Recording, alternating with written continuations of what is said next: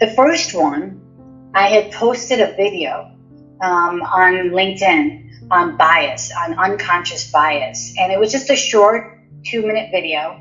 And somebody in my network that I was connected to saw that video, and they reached out to me and said, hey, you really need to do, this was during the pandemic.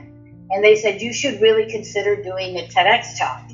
And I remember saying this to that person. I'm like, are you crazy? I am trying to keep my business afloat. I'm trying to pay my bills. And the TEDx talk is on my list, but it's on my bucket list. It's not something I'm worried about right now. And she really said, look, I really think the time is now. This topic is really relevant. I think it's going to resonate with people. And she planted the seed in my head. And then I was like, you know what? Why not? I had extra time because, my business was, I was trying to get it set up again to do virtual. So I had a little bit extra time, and I was like, you know what? Why not?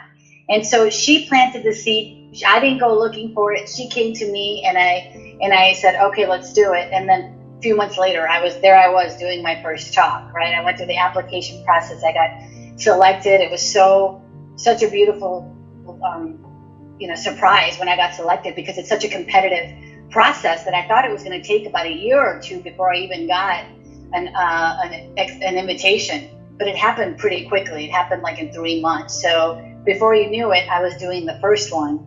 And then the second one, again, the universe just blessed me with that, because again, on LinkedIn, I was on LinkedIn, and somebody that was organizing an event, actually, you said you have a cousin in Lafayette. So it was in Pleasant Hill. There's a community college there. And somebody was organizing a TEDx event there. And I guess they were following me on LinkedIn, and they reached out to me and they invited me to speak. So I didn't even apply for that one. I just got offered a seat on that stage. So I said, of course, I'm not going to turn that down. So that's kind of how I did the 2 talks.